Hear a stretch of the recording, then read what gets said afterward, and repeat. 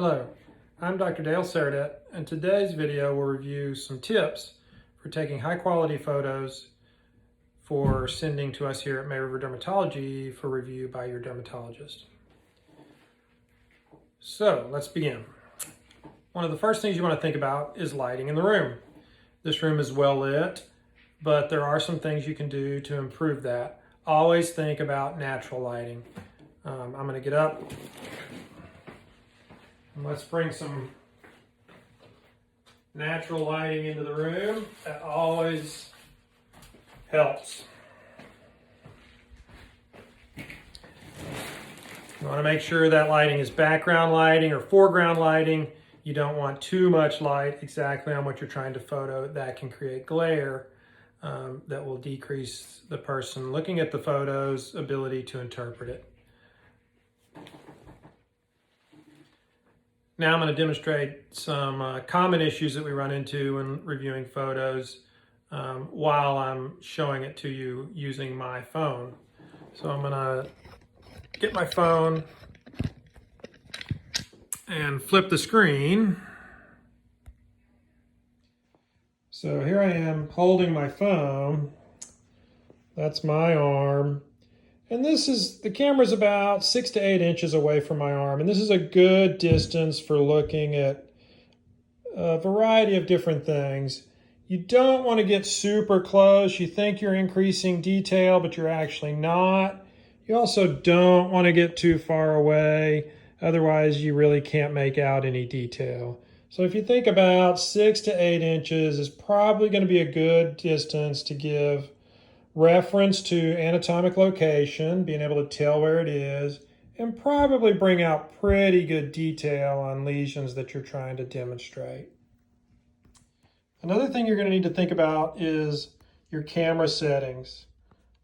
So you're going to want to go to your phone. If you have an iPhone, I can't really speak about Androids, but they all have similar ways of doing this. And you want to take your settings, and under the settings, if you scroll, you'll find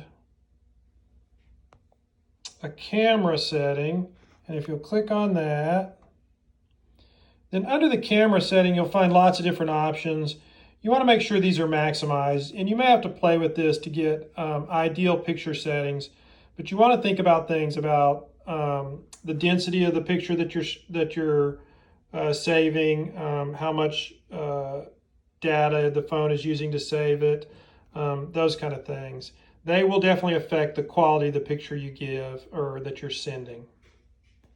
So now let's talk about some other effects, such as we've already touched on focus. So you got to pay attention to what the camera is focusing on.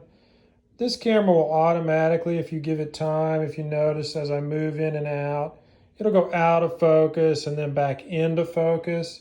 But you want to pay attention to when you're snapping the picture is actually what you're taking a picture of. Let's say my little mole on the side of my hand. Is it the thing that's in focus in that picture? You can also help that with the iPhones by touching on that area of the screen, and it tells the camera that's where it wants to focus.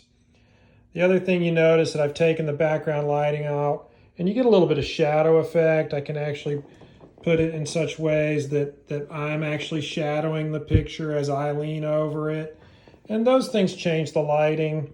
You can affect this on your camera by telling the camera basically that you want the flash to be on or not be on, and that will often help. So I can't really demonstrate in video mode the flash function of your camera, but definitely something to think about whether the flash is on or off, and whether the picture quality is better with it on or without it on. Sometimes a flash will create glare that will distort the picture and make it difficult to interpret, but that's definitely something to think about. So hopefully this review has gone over some important points in taking pictures to send to us here at May River Dermatology for review by the physician. Just to quickly review, think about picture quality, picture density, think about the flash and the lighting, think about what's being focused on in the photo, and the perspective or distance from the lesion so that you're giving a good view of what you're trying to show us. Thank you for your time, and please feel free to look at any of our other videos on our patient portal. Thank you.